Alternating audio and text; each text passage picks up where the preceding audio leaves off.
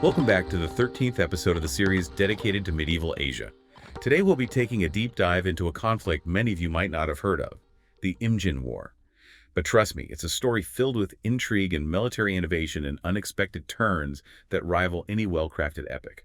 The Imjin War, spanning from 1592 to 1598, involved three major players: Japan, under the ambitious Toyotomi Hideyoshi, the Suzyan dynasty of Korea, and the powerful Ming dynasty of China. Hideyoshi's vision wasn't just about a simple border dispute. It was about conquering Korea and using it as a stepping stone to invade Ming China. To truly understand the Imjin War, we need to understand Toyotomi Hideyoshi's motivations. He wasn't born into a position of power, but rose through the ranks as a skilled military leader. A grand conquest would solidify his rule and silence those who questioned his legitimacy. Imagine a warrior society like Japan, with a restless samurai class. They aimed at a target, and Hideyoshi aimed to give them one. His confidence was also fueled by the successes of Japanese pirates, or woku, who had conducted raids on the Korean coast. But these raids gave Hideyoshi a skewed perception of Korea's vulnerability. He underestimated the resilience of the Joseon dynasty, a miscalculation that proved critical in the war's outbreak. It's interesting how a series of raids could lead to such a drastic misjudgment. And before resorting to all-out war, didn't Hideyoshi try the diplomatic route? He did. He sent envoys to the Korean court, but they were met with a sense of superiority from Joseon officials. They saw Japan as a lesser nation within the Chinese tributary system. Furthermore, Hideyoshi's demand for Korea to submit to Japan and join his invasion of China was seen as a complete affront to their loyalty to the Ming dynasty. So diplomacy failed. Was it solely due to these conflicting ambitions? Or were there other factors at play? I've read that there was a technological element involved as well. You're right. The Joseon court made a crucial misjudgment. They failed to grasp the significance of the Tanegashima matchlock, a firearm presented to them as a gift by the Japanese envoys. This weapon symbolized a stark contrast in military capabilities between the two sides. It had revolutionized warfare in Japan, giving them a considerable advantage in ranged combat, a stark contrast to Korea's reliance on bows and arrows. It seems almost inconceivable that the Korean military leaders would dismiss such a powerful weapon. Did they have no intelligence about the matchlock's effectiveness? They did receive some information, but viewed the matchlock as a slow and cumbersome weapon compared to their archers' speed. They underestimated its impact, a mistake that would prove costly in the early stages of the war. However, the Imjin War wasn't just fought on land, it also unfolded at sea, where the balance of power shifted dramatically. Ah, yes, the Korean Navy, often overshadowed by the land battles. I'm particularly interested in their famed warships. Tell me more about them. In contrast to their land forces, the Korean Navy had a significant edge. They possessed powerful warships called panaxian, armed with cannons that outranged and outgunned most Japanese vessels. And then there were the legendary turtle ships. The turtle ships, heavily armored, with those distinctive domed roofs and rows of cannons. They must have been a fearsome sight for the Japanese sailors. But their exact design still seems to be shrouded in some mystery, isn't it? It is. The exact design of these warships continues to be debated among historians, but their effectiveness in disrupting Japanese supply lines is undeniable. So we have the Japanese with their superior firepower on land, and the Koreans with their dominance at sea. It sounds like the stage was set for a truly fascinating clash of strengths and weaknesses. Absolutely. The Japanese were poised for a swift advance on land with their matchlocks, while the Koreans held the key to controlling the seas with their superior naval power. And this brings us to the war's dramatic opening act, the lightning-fast Japanese invasion of Korea in 1592. A lightning strike indeed. Tell me, how did the Japanese manage to achieve such a rapid advance? The invasion began with a decisive Japanese landing at Busan, a port city in southeastern Korea. The speed and ferocity of their advance caught the Korean forces off guard. Key cities and fortresses fell rapidly. Busan was just the beginning. The fall of Gyeongsang province soon followed, giving the Japanese control of a strategically vital region. And what contributed to this early Japanese success? Was it solely due to the effectiveness of their matchlocks, or were there other factors at play? Their matchlocks played a significant role, but it was a combination of factors. Korean commanders made critical miscalculations, and their defense system, which relied on mobilizing troops from neighboring provinces, proved too slow and inefficient. This allowed the Japanese to exploit gaps and advance rapidly. It seems the Korean commanders were struggling to adapt to this new style of warfare. Did their tactics play into the hands of the Japanese? Yes, the Korean commanders made the mistake of engaging the Japanese in open field battles, like the battles of Sungju and Cheongju. These battles played right into the strengths of the Japanese, who could maximize the impact of their ranged weaponry and superior tactics. And the Battle of Cheongju, I understand, was a particularly devastating blow for the Koreans. It was. The Korean cavalry, largely made up of inexperienced recruits, was decimated by the disciplined volleys of Japanese matchlock fire. General Sin Rip, the Korean commander, ultimately chose to take his own life rather than face the humiliation of defeat. A tragic end, highlighting the desperation of those early days. So with these string of victories, the Japanese were now poised to strike at the heart of the Joseon dynasty. They were. These victories propelled them toward Hanseong, the capital of the Joseon dynasty in present-day Seoul. Its fall was both a symbolic and strategic victory for the Japanese. It demoralized the Korean forces and paved the way for the Japanese northward advance. The capture of Hanseong, a turning point in the war.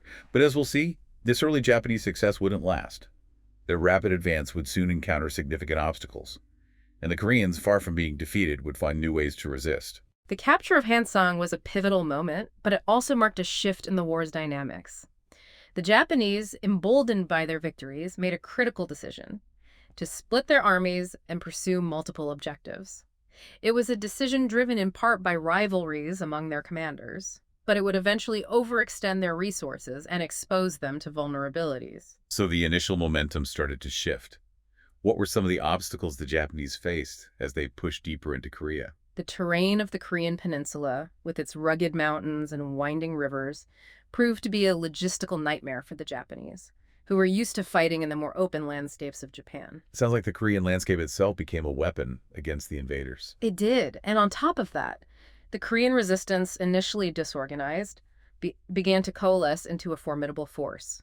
Guerrilla warfare, led by both civilian militias and warrior monks, started to disrupt Japanese supply lines and inflict casualties behind their lines. These guerrilla fighters, the righteous armies as they were called, played a crucial role in the Korean resistance, didn't they? Absolutely. They were a diverse group composed of regular soldiers, aristocrats, commoners, and even Buddhist warrior monks. Their local knowledge and hit-and-run tactics proved highly effective against the Japanese. Were there any key figures who emerged as leaders of this resistance movement? One standout figure was Guok Jae-yu. His innovative tactics in Jeol province, a vital rice-producing region, were remarkable. He understood the terrain and used it to his advantage, tricking Japanese forces with manipulated river depth markers, leading them into treacherous waters. It's amazing how they turned the environment itself into a weapon. But even with this growing resistance, the situation must have still felt quite dire for the Koreans. It was. But just when things seemed bleak, a new power entered the scene, shifting the balance of this epic conflict. The mighty Ming Dynasty of China. They were drawn into the conflict to protect their tributary state and preserve their dominance in East Asia. The arrival of Ming forces must have been a significant turning point. Tell me, how did the Ming intervention impact the course of the war? The Ming intervention dramatically altered the war. They brought much-needed manpower and resources to the beleaguered Korean forces. But it also added a new layer of complexity to the conflict. The Ming army, under General Yi Sun-sin, quickly demonstrated their military might. Their first major objective was the recapture of Pyongyang, a city of strategic importance that had fallen to the Japanese early in the war. The Siege of Pyongyang, a clash of titans.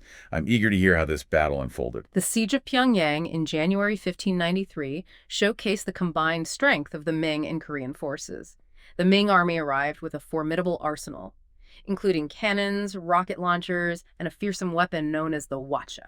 The Hwacha, a multiple rocket launcher. I've read accounts of this weapon. Imagine hundreds of flaming arrows raining down upon the enemy. Yes, the Hwacha was a terrifying sight. These rocket arrows, called Imijin, caused widespread destruction and panic among the Japanese. And the Koreans, did they play a significant role in this siege? They did. Still reeling from earlier defeats, they played a crucial role. Their knowledge of the local terrain and their determination to liberate their capital proved invaluable to the Allied effort. The combined assault was relentless. The Ming launched a three-pronged attack supported by Korean troops and guerrilla fighters, harassing the Japanese from the flanks. The Japanese, though outnumbered and outgunned, were known for their tenacity. Did they put up a strong defense? They did. utilizing their fortifications and matchlocks to inflict heavy casualties. But in the end, the superior firepower and unwavering determination of the Allied forces proved overwhelming. The recapture of Pyongyang was a major victory. It effectively halted the Japanese advance northward and shifted the war's momentum. A victory for the Allied forces. But not the end of the conflict. What happened next? Did this victory lead to a decisive end to the war? Or did the conflict drag on? The war did not end there. Instead, a period of stalemate ensued, with both sides locked in a series of bloody battles and sieges, neither able to gain a clear advantage. This stalemate was driven by several factors. What were some of the factors that contributed to this stalemate? Logistical challenges for both sides were significant. The rugged terrain of Korea also played a role. The Japanese, despite their early success, found themselves stretched thin. Their supply lines, vulnerable to attack by the Korean Navy, became even more strained as they tried to maintain control of a vast and increasingly hostile territory. And what about the Ming forces? What challenges did they face? The Ming, while having superior numbers and resources, were operating far from their home base. They struggled to maintain a consistent flow of supplies and reinforcements. Their dependence on Korean logistical support led to tension between the two allies. So both sides faced their own unique challenges. They did. And amidst this stalemate, the Korean people's resistance continued. Guerrilla warfare led by figures like Gwak Jae-yu tied down Japanese troops and kept pressure on their lines of communication. You mentioned Gwak Jae-yu earlier. What made his tactics so effective? Gwak Jae-yu's tactics were brilliant. He exploited the Japanese unfamiliarity with the Korean terrain, using dense forests and winding rivers to ambush patrols, disrupt supply lines, and evade capture. It sounds like he was a master of guerrilla warfare, using the land itself as a weapon. He was, but the stalemate wasn't without intense conflict. Both sides engaged in brutal siege warfare, with fortified cities and mountain fortresses becoming focal points for bloody clashes. You're referring to the sieges, the brutal reality of medieval warfare. Were there any particular sieges that stand out as examples of the ferocity of this conflict? Two sieges, both focused on the city of Jinju, illustrate the contrasting fortunes of war. The first siege of Jinju in 1592 was a Korean victory, showcasing their determination and effective use of gunpowder weapons. The first siege of Jinju, a victory for the Koreans. Tell me more about how they managed to repel the Japanese assault. The Korean defenders, led by General Kim Si-min, repelled multiple Japanese assaults. They utilized a combination of arquebuses, cannons, and improvised explosives to inflict heavy casualties on the attackers. It sounds like they were well prepared for the Japanese assault. They were. The Japanese, expecting an easy victory, were taken aback by the ferocity of the Korean resistance. Their attempts to scale the walls of Jinju were met with a storm of gunfire arrows and stones, forcing them to retreat with heavy losses. This victory was a significant morale boost for the Korean forces. It proved that the Japanese were not invincible and their advance could be halted. A much-needed victory for the Koreans. But as we know, the Japanese were persistent. Did they attempt to take Jinju again? They did.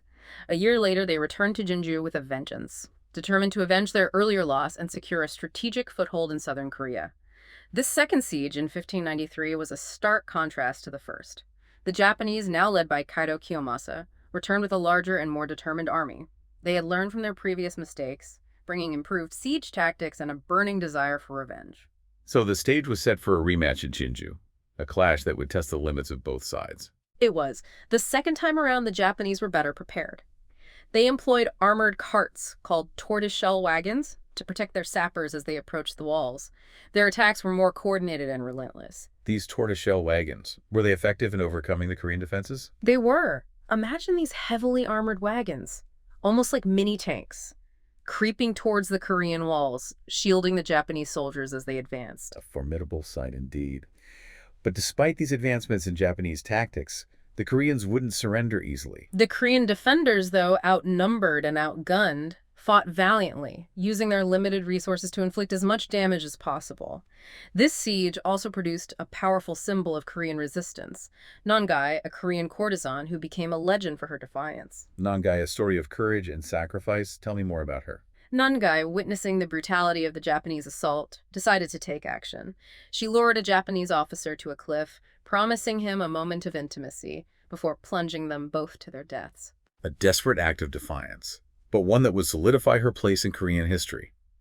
Did her actions have any impact on the outcome of the siege? Her act, while ultimately futile in preventing the fall of Jinju, became a powerful symbol of the Korean people's unwavering spirit in the face of overwhelming odds. A tragic but inspiring story. Yeah. So the second siege of Jinju ended in a Japanese victory. But what was the cost? The victory came at a heavy cost. The Japanese suffered significant casualties. The brutality of the fighting further alienated the Korean population, fueling their resistance and their determination to drive out the invaders. It seems the war was becoming a brutal, grinding affair for both sides. It was. The war dragged on, both sides grappling with exhaustion, mounting casualties, and the elusive prospect of a decisive victory. Against this backdrop of stalemate and attrition, a glimmer of hope appeared. Diplomatic efforts were initiated. Peace talks began in 1594, offering a potential path to end the bloodshed. Peace talks.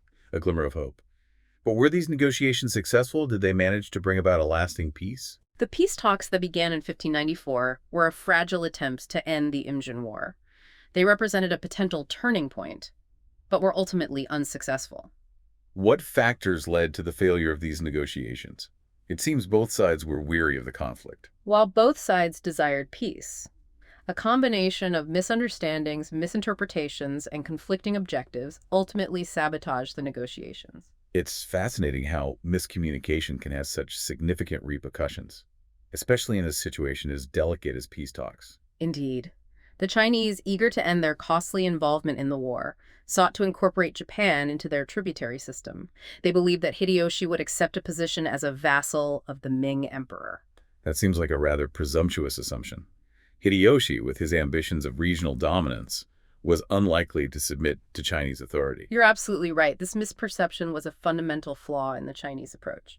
The complexities of diplomatic protocols and the cultural differences between the two nations only exacerbated the situation. Could you elaborate on how these cultural differences hindered the peace process? The Ming envoys, unfamiliar with Japanese customs and language, might have unintentionally conveyed messages that were misinterpreted by the Japanese, leading to further misunderstandings and distrust. So a lack of cultural understanding played a significant role in the breakdown of communication. Precisely.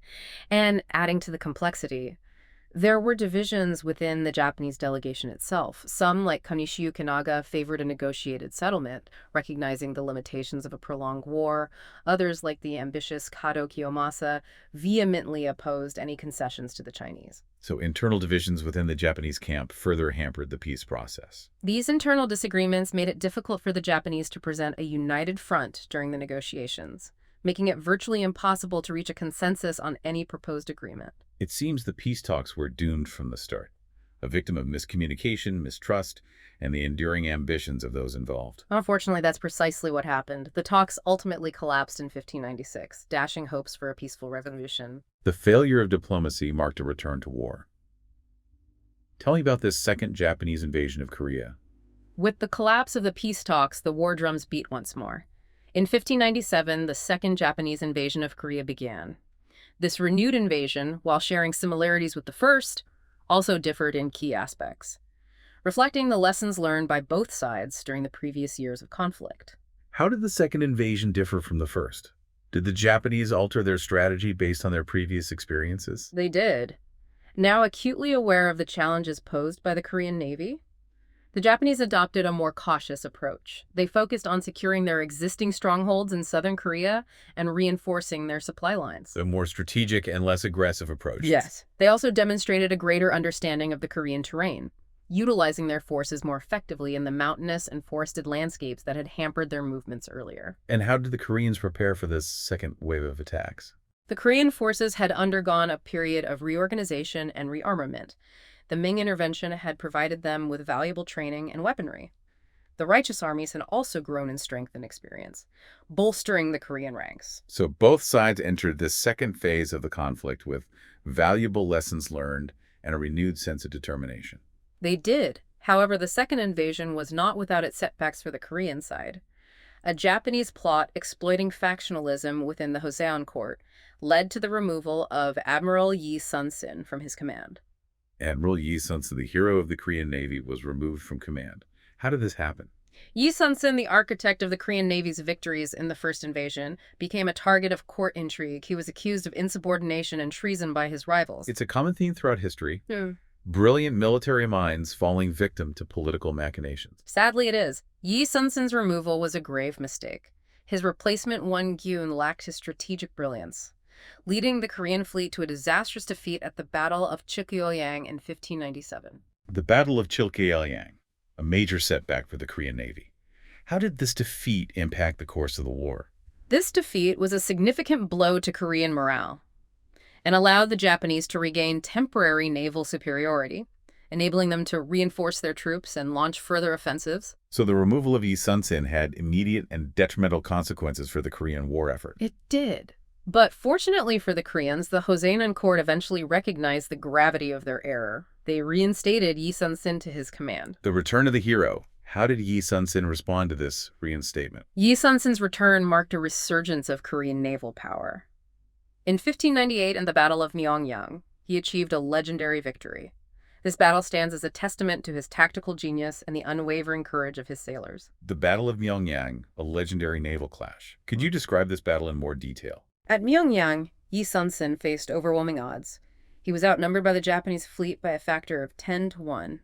Undeterred, he lured them into a narrow strait, where he could maximize the impact of his ship's cannons and the devastating firepower of his turtle ships. A brilliant tactical maneuver. It seems Yi Sun-sin had a deep understanding of both naval warfare and the geographical features of the Korean coastline. He did. The Battle of Pyongyang was a crushing defeat for the Japanese, effectively crippling their naval operations and severing their supply lines to their forces on land. A decisive victory for the Koreans and a testament to the leadership of Admiral Yi Sun-sin. But the war was not over yet, was it? No, it wasn't. As the tide began to turn against them, the Japanese suffered another setback. In 1598, Toyotomi Hideyoshi died. The death of Hideyoshi, the driving force behind the invasion. How did this impact the course of the war? Hideyoshi's death created a power vacuum in Japan, prompting the Council of Five Elders to order the withdrawal of Japanese forces from Korea. So the death of their leader ultimately led to the end of the Japanese invasion. It was a key factor. The final years of the war were marked by a series of bloody battles and sieges, as the Japanese fought tenaciously to maintain their hold on the Korean peninsula. One notable engagement was the Siege of Ulsan in 1598. This hard-fought battle highlighted the resilience of both the Japanese defenders and the determination of the Ming and Korean attackers. The Siege of Ulsan, a final clash of wills. What was the outcome of this siege? Despite the superior numbers of the Allied forces, the siege resulted in a stalemate. Both sides suffered heavy casualties. Ultimately, the Imjin War ended not with the decisive victory on the battlefield, but with the Japanese withdrawal from Korea in 1598. The Imjin War, a conflict that spanned 7 years and involved 3 nations, finally came to an end. What lasting impact did this war have on the countries involved? The war left an indelible mark on Korea, Japan, and China. In Korea, it is remembered as a period of devastation and resilience, a testament to the spirit of its people and the ingenuity of its military leaders, like Admiral Yi Sun-sin. Yi Sun-sin, a true hero who emerged from this conflict. He was. The war also left a lasting legacy of anti-Japanese sentiment in Korea, shaping its national identity and its perception of its neighbor across the sea. In Japan, the Imjin War, though ultimately unsuccessful in achieving its ambitious objectives, served as a catalyst for political change. The weakening of the Toyotomi clan and the rise of Tokugawa Ieyasu can be traced in part to the consequences of the Korean campaign. So the Imjin War had significant political repercussions for Japan. It did. And in China, the Imjin War reinforced its role as the protector of the East Asian order, demonstrating its military might and its commitment to its tributary states. A demonstration of power, but at what cost? While it was a show of force, the war also strained Ming resources, contributing to its eventual decline in the following century. The Imjin War, with its clash of ambitions, its technological innovations, and its enduring legacy, stands as a powerful reminder of how history shapes the destinies of nations. A conflict that had profound consequences for all involved. Thank you for joining us on this deep dive into the Imjin War. We'd love to hear your thoughts on this episode. What aspects of the conflict resonated most with you? Share your insights in the comments, and be sure to subscribe for more episodes of our series dedicated to exploring the fascinating world of medieval Asia.